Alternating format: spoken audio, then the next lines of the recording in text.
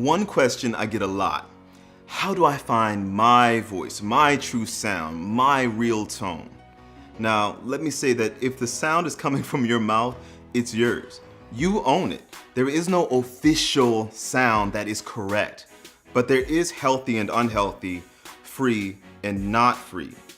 The human voice is capable of a wide array of tones and textures, and as long as you produce them healthily, rasp, screaming, rounded operatic sounds, everything is fair game. But what a lot of you are experiencing when you come to me is a lack of your full resonance.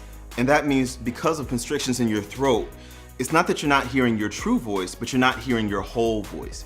And when you hear your whole voice, you're likely to be much more satisfied and you will hear it as your true sound. It'll give you all of the resonance and all of the color that you're capable of wielding.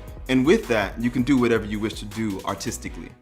To be more specific, if your throat is overly constricted, or even a little constricted really, you can end up sounding nasal, you can sound muddy, you can sound really, really flat, or you can sound very harsh, undesirably harsh.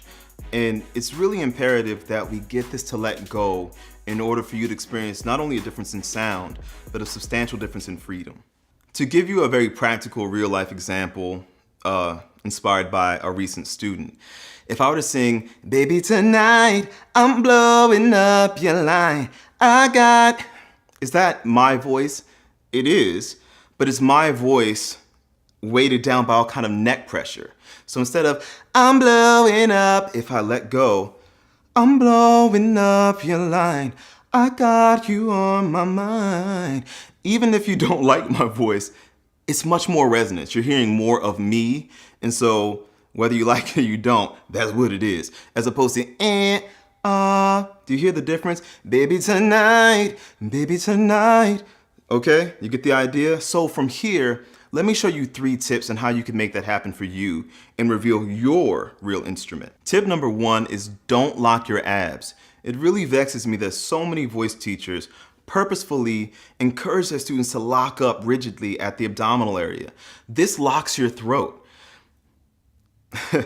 There's so much evidence to support the notion that locking the abs contributes to everything from nodules to even dysphonia.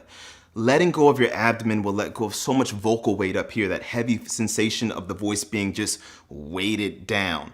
So this is easy. Place a hand on your abdomen and just do it like a trill. Your abs should move. Your abdomen should move. A mobile abdomen is a released one. So if it locks tight, then it won't do anything. It'll stay still. You should be able to feel it release a little bit when you inhale. And it should move inward gradually as you talk or as you sing.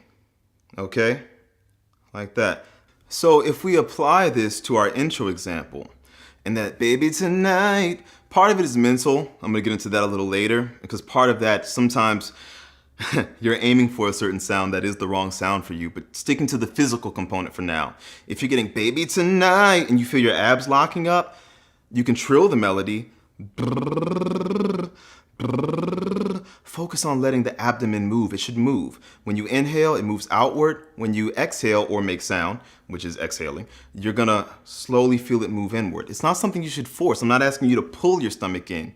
I'm asking you to let go enough to allow your abdomen to move inward. So it's not "baby tonight." When you lock your abs, you lock yourself in chest voice. And this is the horrible illusion that nature casts that makes locking the abs so appealing. If you tighten your abs, it can make your voice bigger. It will also make your voice tighter, and it will trap you in one register of your voice. And it will, over time, weaken your instrument. If you let go, baby tonight versus "baby tonight, I'm blowing up your line, I got you on my mind." Even without vibrato, even without any fancy riffs or runs, the tonal quality is remarkably different. And you get to hear me, and you will get to hear you. Practice letting go, and you might be surprised on the high notes, on that riff or run, there may be a certain section of the song that locks you up more than another. But if you're tight here, check your abdomen. I know it's all the way down here, your throat's up here, but they are connected. Your body is, they're not separate. They might seem like they're far away, but the effects, very close together. Sometimes letting go of the abdomen can be tough, or even letting go of the throat can be tough because it can feel like I'm asking you to drive without the steering wheel. Like I'm saying, take your hands off, but drive around. Because we do need some kind of place to grab or to lean onto. And this concept has been understood for literally hundreds of years. This is the thing. You do have to grab somewhere. Some part of your body has to grab. Now we go into great detail on this concept and how to properly do it in my phase 1 and phase 2 programs available at aapproach.com. But had to do the plug. I had to. It's the trade-off. But what I can give you for free, something that you can really use, is that it's okay to feel your body working. It just shouldn't lock. And a good way to feel this is you do a gentle cough. If you do you'll feel your body kind of respond to that. Your abdomen will engage, your body will kind of lock. But maybe a more fluid version would be a laugh, and this might feel weird to just laugh spontaneously with no authentic motivation, but if you just kind of,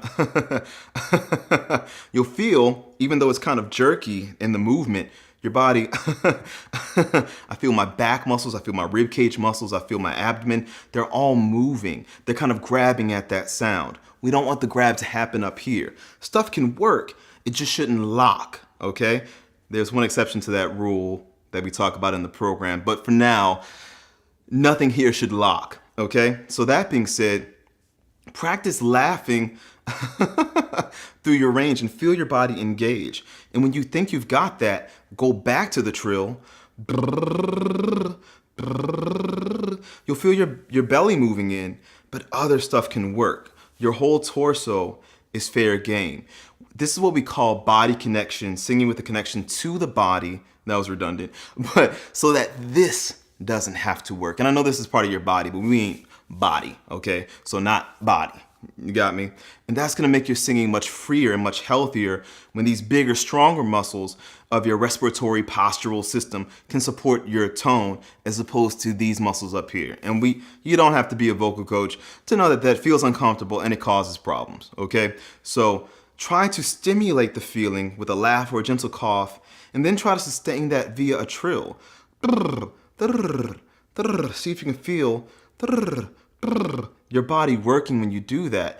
So then when you go to, I'm blowing up your line, you're gonna be tired of that line after a little while. But you can feel a little bit of a gentle, and again, it's not a lock, but I feel, I got you on my mind. I feel muscles working in here, and this gets to be relaxed, okay? Play with it. It doesn't have to be this song. I just use it because my student did it recently, but you can sing whatever the hell you want. I don't care. So the concept remains the same. Wake these muscles up. If you don't feel this working, try to consciously let go of this whole area, this neck, trap, shoulder area. Try to consciously let go. You have so much more control over your body than you might think you have. So consciously, your body might do knee-jerk reactions, but you have the final say. You can make them let go.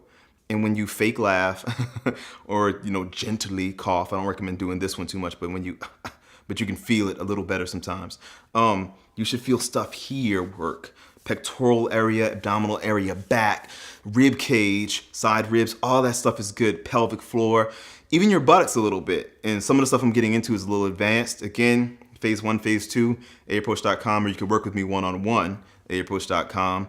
I'll probably throw in one more plug before we're done, but you're almost there. Point number 3 is perhaps the most important aspect of finding your own voice. And in the example I gave you of my student from just a few days ago, we had to focus on this one a lot. Part of the reason why he was singing the way he was singing, and why you may be having the problems you're having, is that let's call him James. James, like me, is by nature a low voice type. Our voices are naturally rich and heavy and kind of dark. And he wanted to sing just like, is it Chris Brown?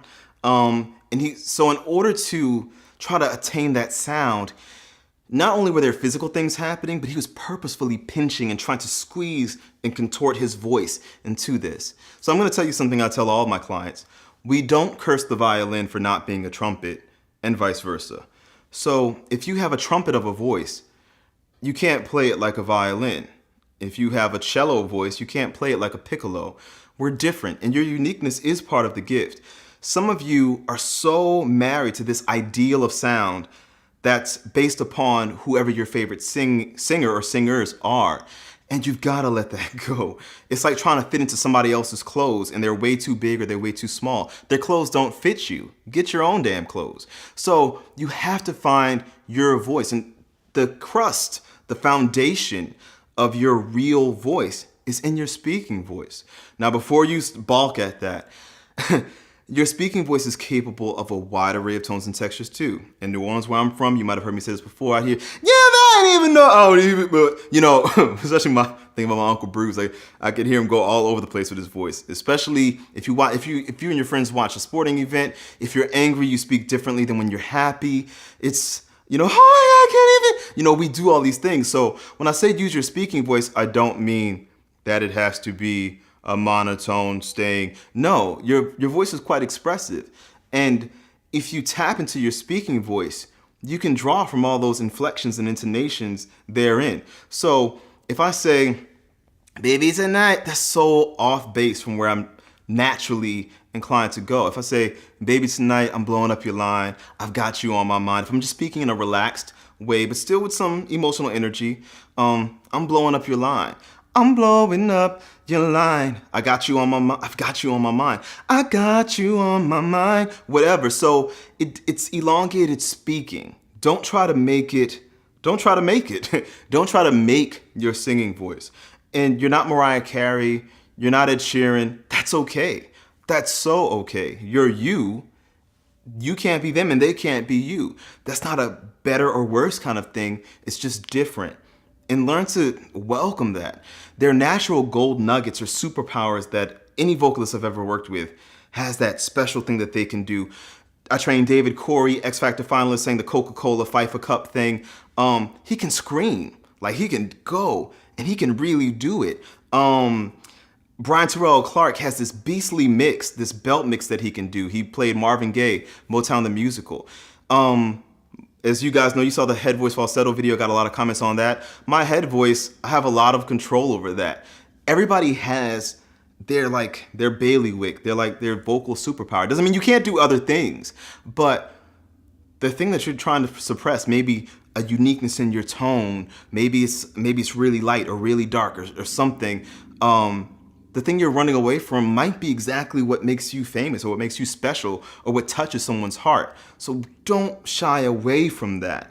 And if you have a problem with your speaking voice, then you might need to do some work. Your speaking voice is your singing voice. If your speaking voice is tight and nasal, apply these same techniques from 1 and 2 to your speaking voice. If your speaking voice is really, especially if you go hoarse from speaking for long amounts of time, or if you feel tight or fatigued after speaking, you got some speaking voice issues. Apply this to your speaking voice. But a healthy speaking voice will yield a healthy singing voice. And again, the singing voice is capable of a wide array of tones and textures. So you don't have to be stuck there. You can do raspy, you can do breathy, you can do all kinds of things, but start there as your base. And that will help you to find your true instrument. Of course, there's much more to this, too much to put in a single YouTube video, even if I tried. But you can go to www. You don't have to say the W's, why am I doing that? But you can go to aapproach.com to book a one-on-one lesson with me, Skype, FaceTime, anywhere in the world. Or if you're in the DC area, you can work with me in person. Or if you're in New York, I'm in New York a lot, as some of you know. You can work with me. Just email my people, click the link in the info box, or just go right to the site. I have video series that you can purchase that are awesome, and you can send video clips and we give you feedback, me and my team. aapproach.com. I hope this helps, and happy singing. Till next time, peace.